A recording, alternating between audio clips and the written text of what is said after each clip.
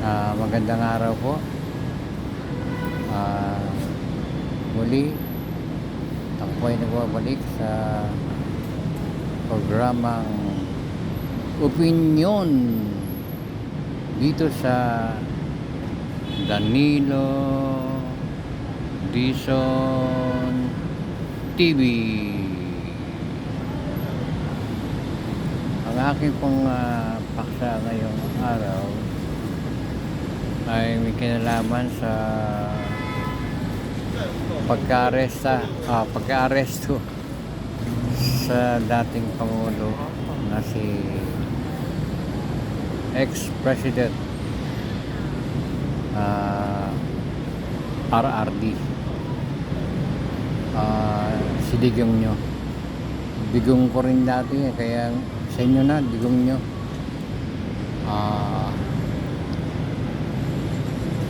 Bakit ba siya na-aresto ng ICC?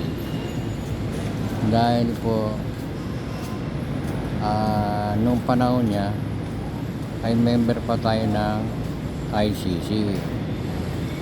Yun pong ICC, international po yan, International Criminal Court. Ang trabaho niya maghabol ng mga kriminal. So dahil inaresto si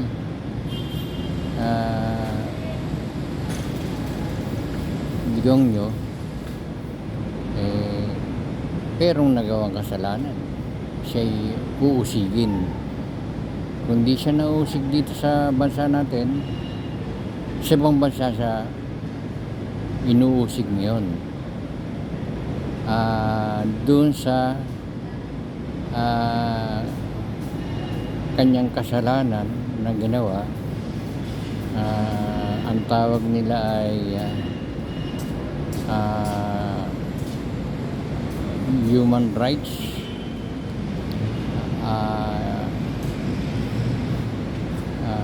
parang isang malaking kasalanan yung pagpatay, lalo na inamin pa niya, no? At saka talaga namang may mga ebidensya, mga namatay, mga biktima na mula nung panahon ni dating Pangulong Marcos, sa kanya lang nangyari yung maraming pagpatay. Kaya pala maraming pagpatay, ang masama doon mayroon palang reward system na parang pinayagan ng isang pangulo na pumatay yung mga pulis dahil meron naman palang reward. Yun naman mga corrupt na official na mga pulis sumunod doon sa utos. Ano yung utos? Di lipunin lahat ng drug addict, mula drug addict hanggang sa drug lord. Siyempre bago sa drug lord, mga pushers, sila yung nagpapakalat, nag-distribute ng mga legal drugs, yung shabu. Ngayon ang policy ni dating Pangulong Digong ay magpasiklab, yabang. Ano yun? Yun yung pangako niya nung nangampanya siya noong 2015, 2016. Kandidato siya pagkapangulo noon. Ang programa niya na ipatutupad kapag nanalo siyang Pangulo ay magwalis, bawasan o sugpuin, mawala ang illegal drugs.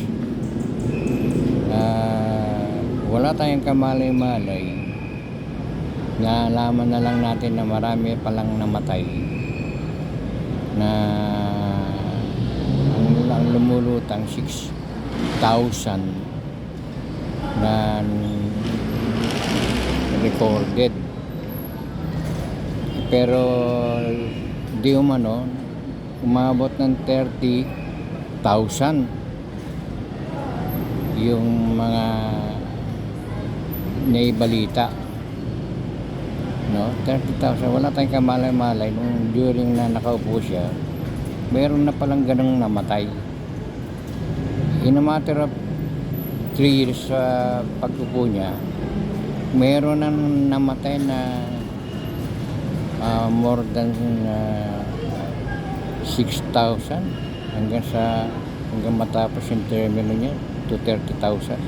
Saka lang nalaman natin yan nung hindi na siya presidente, dahil doon sa mga investigasyon sa House of Representatives, doon sa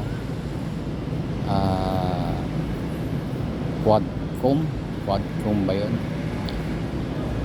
Kasi iba pa yung Tricom.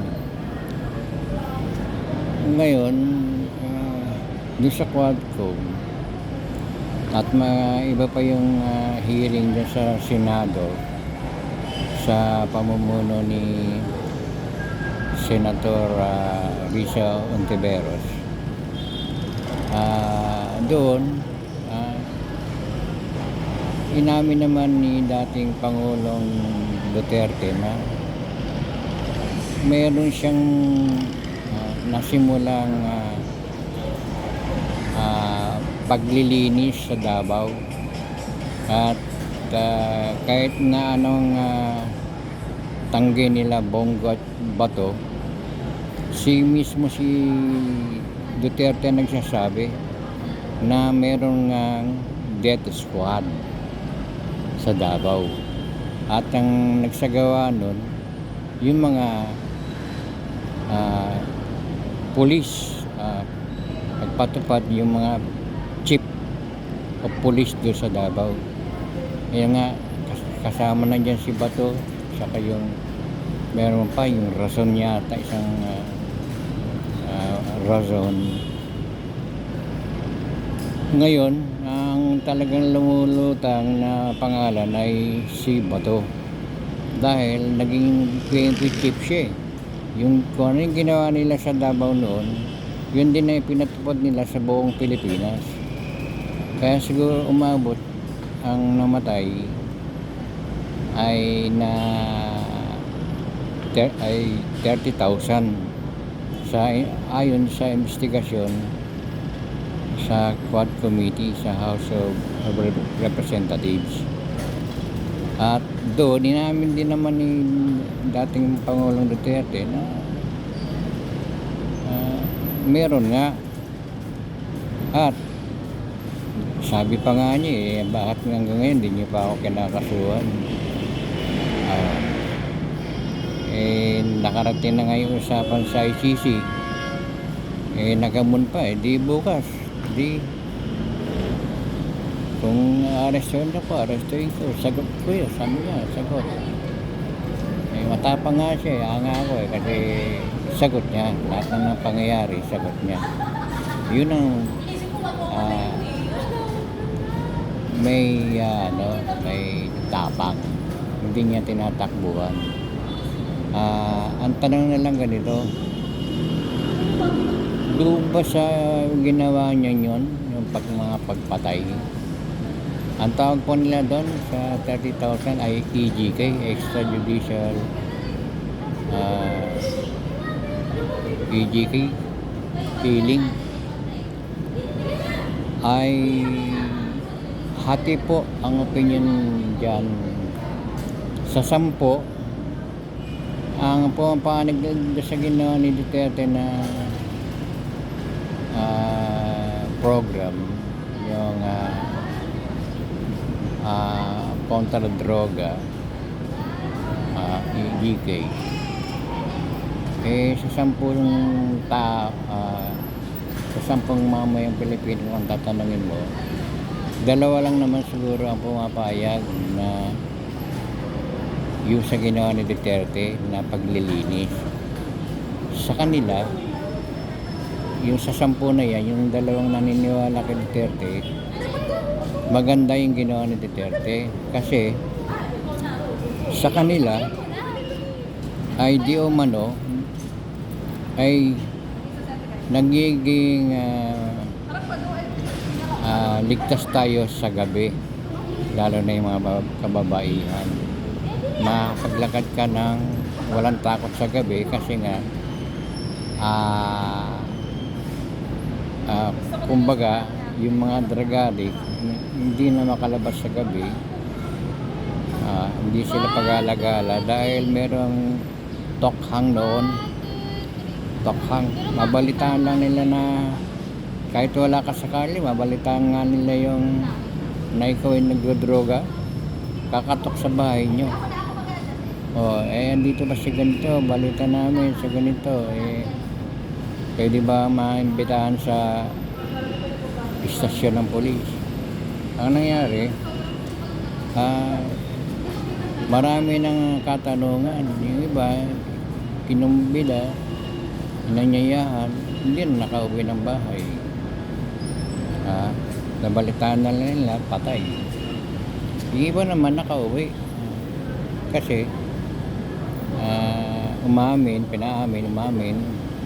ni-rehab. So yun ang maganda, ni-rehab at is buhay. At pag naka-rehab yan, may rehab yan ng 3 taon siguro, paglabas niyan buhay yan at pwede magbagong buhay. Pero yung pinatay na, wala na. 6 feet below the ground, wala nang pagbabago mangyayari doon. Kasi ang sabi naman nung Duterte, kung ikukulong pa natin yan, bubuhayin pa natin yan, pakakainin pa natin yan. So sa kanya yun. Ang tanong, sa 10 taon tatanungin natin, 2 lang yung naniniwala sa kanya na yun, natama yung ginawa ni Duterte na gano'n, sistema, pumatay. Alam mo ba, kung tatanungin mo yung mga tao niya, si Bongo at si Bato, ang isasagot nila, tama yung ginawa ni Duterte na naglinis. Nagkaroon sila ng operation na hindi naman nila aminin yung 30,000 na yun, pulos siyang pumatay. Wag na lang sa 30,000, doon na lang sa 6,000 Ang tanong ang sabi kasi ni Duterte noon, ang utos niya, huliin nyo yung mga drug addict, pusher, sa mga drug lord. Pag lumaban, unahan nyo na. Hindi tama naman. Pero ang tanong, nagpalagay natin, lumaban na 6,000 yun. 6,000 baril din yun na dapat nakalatag at saka may mga seal number. Meron bang ganong report? Di ba wala? Malaki ng sagutin ni Digong yan sa ICC. Dapat, kung siya'y nakakasa ng 6,000 na merong namatay na gano'n, pakita niya ebidensya yung mga seal number ng mga baril. O kung balisong yan. Kung balisong lahat yan, 6,000 balisong din yan. Kung baril, 6,000 baril din yan na may mga iba-ibang serial number. Baka naman palipat-lipat lang yung baril, isa lang serial number yan ang ginamit. So ayan ang malaking investigasyon sa International Criminal Court na sasagutin ni Digong nyo. Hayop nun. Walang nga yun. Hitler style ang ginawa niya. Ngayon, sabi ko nga doon sa ginawa ni Hitler na pagpatay at pagpatay ni Digong, may sumasang-ayon alam mo ba, sa mga senador ngayon, no? Dalawa dyan pumapalak doon sa nangyari, pinagmamalaki nila na tama yung ginawa ng Duterte na talagang bumaha ng patay. Hindi nga nila inaamin may involved sila sa pagpatay eh. Sila Bato at saka si Bongo. Na parang natutuwa pa nga eh. Ha? At sabi nila, nung mawala yung amo nila, yung poon nila, na si Digong, bumalik daw yung mga drug addict. Oh, paano babalik kung patay na? Mga gago talaga mga pag-iisip ng ganyan, yung mga nag-iisip yung tao. Ilan lang naman sila. Oo nga, merong ano, tanong ka dyan sa barangay nyo, 10 tao. Yung dalawa dyan, natutuwa nga kasi sabi nila, wala na yung dating drug addict dito sa amin eh. Dati, nanggugulo rito yun eh. Dati, hindi kami makalabas ng bahay eh. Tahimik na ngayon eh. O, yung dalawa lang yung natuwa. Pero yung 8, hindi naman natuwa eh. Kasi sila, yung 8 na yun, ay sila ay para sa ano, sa yung dapat ano ba yun? Yung due process of law. Kung drug addict yan, puso yan, ulihin mo, tapos dalhin mo sa korte. Ang hahatol niyan ay judge. Ha? Aba, napatunayan, may mga ebidensya, may nagtuturo, witness na drug addict nga yung tao. O, di bahala na yung judge na umatol kung makukulong siya o marirehab o makukulong ng 3 buwan, 3 taon. Judge yun. Kasi wala namang hatol ng judge na kamatayan. Kasi wala naman tayong tawag dito, yung death penalty. Wala tayong death penalty, kaya ang judge ang magiging hatol lang doon sa napatunayan na drug addict, drug user, ay taon lang yun. Hindi naman siguro habang buhay yun. Ha? At least, buhay yun, nakakulong. Paglabas nun, maaari magbagong buhay na yun. Eh kung yung nanghuli sa kanila ay hindi na dinala sa judge para hatulan, sila mismo humatol, tagahuli lang sila, taga-aresto, sila rin yung judge. Paano nangyari yun? Oo, hinuli nila. Dahil nga merong utos yung poon nila na ulihin. Pag hindi lumaban, pilitin yung lumaban. Ibig sabihin, palalabasin na lumaban, kaya patay. Sila na rin yung judge. So yun ang pagkakamali na doon sa 8 na yun na tatanungin mo, hindi maganda yung ginawa ni Duterte.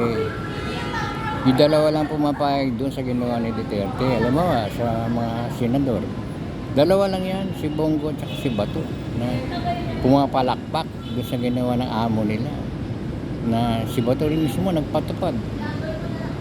O, sino yun naman yung Bongo? Hindi man involved din siya dyan sa reward. O, ang tanong, parang ina-idol pa nila si Bongo. Mukhang dun sa mga survey, mukhang iboboto ulit ng mga tao. Walang yata lang yung mga tao wala nga tayong magagawa. Mayroon kasing drama nangyari. Kunyari merong mabait, nagbait-baitan, pero alam niya mayroong kataranta daw ang ginagawa yung amo, yung mga barkada. Pero siya, bait-baitan, kita mo yung mukha, parang laging inaapi yung mukha, laging parang iyakin. Pero ang galing magpaliwanag na tama lahat yung ginawa ni Duterte. Kung mga palakpak baka sila, kung pwede himurin nga yung ni Duterte, gagawin nila eh. Kasi sila yung mga kumbaga kay Satanas, sa demonyo, sila yung galamay ng demonyo, pumapalakpak. Kaya kuminsan meron kang makakausap dyan sa malapit sa inyo o kamag-anak nyo mismo, kaibigan nyo, natutuwa kay Duterte sa pagpatay doon sa mga drug addict, drug pusher. Natutuwa. Pero mas marami hindi natutuwa, lalo na yung naniniwala na may Diyos. Kasi ang turo sa Biblia nasa Ten Commandments, huwag kang papatay. Huwag kang papatay. Kaya nga wala tayo siguro death penalty dahil doon sa mga ganun mayroon kasing Biblia na bawal huwag papatay. Kaso nga mayroong matigas ang ulo sa tingin nila para maging mapayapa ang bansa ang isang syudad ay kailangan pumatay. Yung pagpatay na yung sikreto yun, siyempre hindi yan na bulgar. Inalaman lang natin yung mga pagpatay na yan nung hindi na siya presidente. Ganun po ang nangyari dyan. So dapat lang talaga managot yung mga tao na nagkasala dito sa lupa, dito sila parusahan. Iba pa yung parusa sa langit. Huwag na muna natin isama natin yung yung langit dito sa usapan. Dito na muna sa lupa kasi may batas ng wiral dito sa lupa na Diyos din naman na bigay. Yun nga yung Ten Commandments, kasama sa Ten Commandments yung thou shalt not kill nang ginawa ni Duterte. Hindi natin alam ng panahon niya na ganun pala ang nangyayari, ang daming napatay. Ngayon yan maswerte nga siya kasi hindi siya nagbinantay nung hinuli. Hindi siya nirehab na parang drug-addict. Ikukulong siya doon sa isang malamig na detention room, building na maganda, parang nakakondo. May magandang kama, may lutuan, pero dalaw-dalawin. Ang sarap man ang buhay niya hindi siya talagang kagaya ng mga nasa Muntinlupa na talagang nakahalo. Siya solo niya yung nakakulo siya, pero solo niya, wala siyang katabi ng mga bilanggo. Wala lang, parang inaato lang siya. Ang tagal bago siya sentensyahan. Hindi pa siya nasisentensyahan kasi siya ngayon malaban pa siya, may mga abogado siya. Nako, ang laki na ibabayad niya kasi ang kinuha niya may kinuha siyang abogado taga ibang bansa. Magkano per hour nun?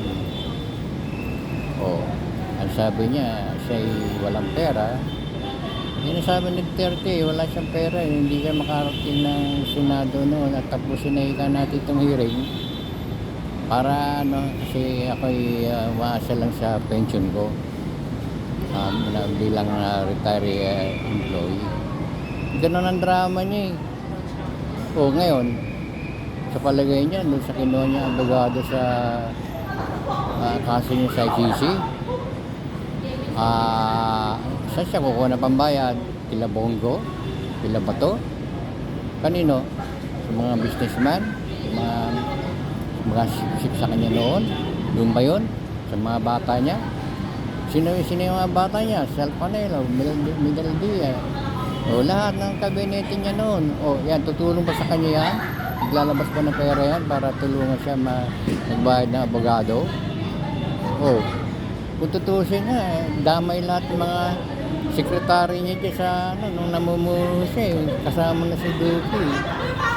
Kasi act of one, act of bully, ibig sabihin, isang pamilya kayo yung amo nyo, tarantado dapat damay kayo lahat, makulong lalo na yun si Duque. Ilan yung nabalita dyan sa Parmalee sinamantala nila yung pandemic, napakamahal ang bili nila ng face mask, mayroon pang gear, may face mask na, may gear pa. O, yung kung bumili man sila ng vaccine, o ba yan naglibre. Ay, magandang pakinggan. Eh, parang yung iba, binili na. Magkano bili nila? O, pinagkitaan lang nila yung pandemya na yan. Tapos sabihin, walang pera. Walang pera. Sabi nila, pero naniniwala ba tayo doon? Kasi although wala tayong ebidensya, pero common sense hindi ba sila kumita doon? O, naniniwala kayo na hindi sila kumita doon sa during pandemic? Nandun sa mga doon sa mga lockdown na yan, naglabas sila ng pera, ayuda. Di umano napakaraming pera. Labas ng labas kasi hindi naman nila pera yun sa gobyerno din yun, tapos sila pa ngayon ang bida.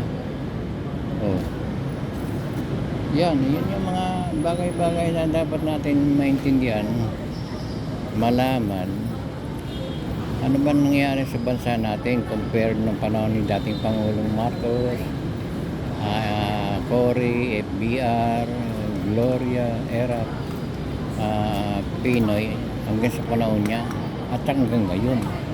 Ngayon ba may nakakabalita ba kayo na maraming nawawala ngayon? Maraming drug na namamatay na walang record, pinatay?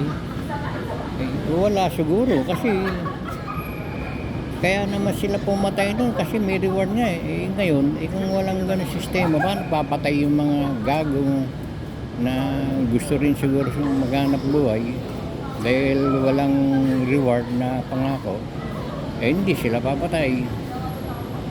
Ayun ang pagkaiba, yung may reward, ginagawa nilang hanap buhay yung reward para madagdagan yung sweldo nila. Kaysa yung walang reward, siyempre tatama rin, hindi kikilos. Pangalawa, kaya napakilos sa mga polis noon, dinagdagan yung sweldo nila, dinoble yata. Para bang naging sunod-sunuran tuloy yung mga polis noon dahil bukod sa dinoble na yung sweldo, binigyan pa ng sideline, yung pagpatay. Di ba sarap ng buhay? Ngayon, may mga pulis, 10 pulis, pag tinanong mo, alam nila, hindi maganda yun. Kasi sa mga matitinong pulis, alam nila, hindi maganda yun. Hindi naman lahat ng pulis involved. May lang mga gagong pulis dyan na mukhang pera. Hindi na kasi magkasya yung pinitan nilang doble na nga. Gusto may sideline pa. Mga gago Tayo magagawa, may gano'n Ngayon, magtanong ka sa 10 pulis, sigurado dyan, 2 dyan, tama yung ginawa ng Duterte. Pero dyan, sigurado ko, mas marami na hindi sumang-ayon sa pinatupad ni Duterte na patay dito, patay doon. Inamin naman ni Duterte, sagot niya lahat yan bakit yung mga tao naman nagpapaka-loko, nagpapaka-ulol, mga tanga, sumusunod, dinodiyos pa nila yung walang iya. Pag sinusunod mo yung walang iya, para ka na rin kampon ni Satanas kampon na kayo ni Bunyo kasi pinayagan yung mangyari lahat yung mga bagay na yun, sinangayunan nyo. Di kampon kayo ni Satanas, yung parali-rali pa kayo, yun, sa dahil, yun, sa Qatar, ano ngayon, kulong kayo, ng walang yakay kasi madali kayong mauto. Masabi nyo lang na mahal na mahal nyo si Duterte. Ayan, di magdusa kayo. Dapat nga, hindi kayo tulungan ng gobyerno makabalik sa Pilipinas. Makulong nga talaga kayo dyan, 3 taon. Humigit pa kasi mga tang kayo, ayaw kayo mag-isip Hindi nyo inisip na pwede kayong malagay sa peligro, mawalan kayong trabaho. Imbis na nagtatrabaho kayo ng maayos, dahil sip-sip kayo, palablab kayo, mga lisiderte, gago. O, matutulungan ba kayo?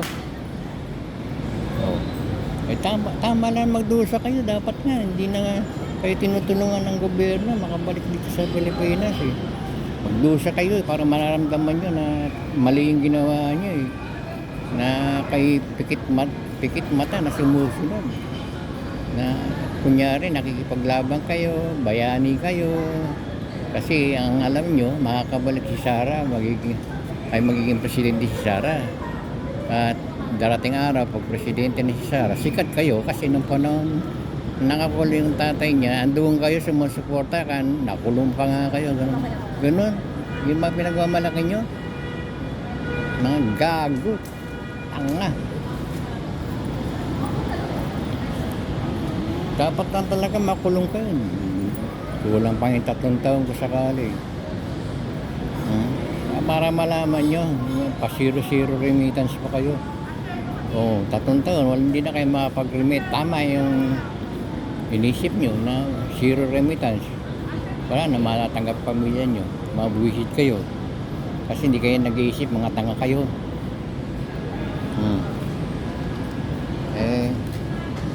Hanggang dito lang muna.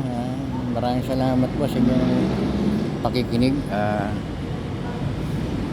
dito sa programang Opinion sa Danilo Dizon TV.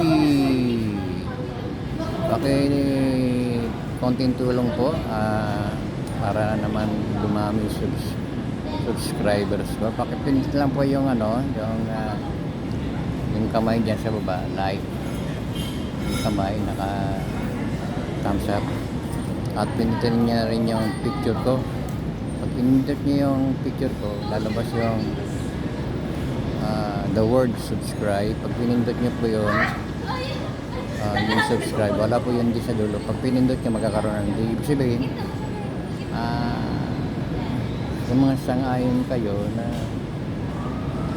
maging subscriber ko kayo at kayo ay naniniwala sa mga opinion ng isang vlogger.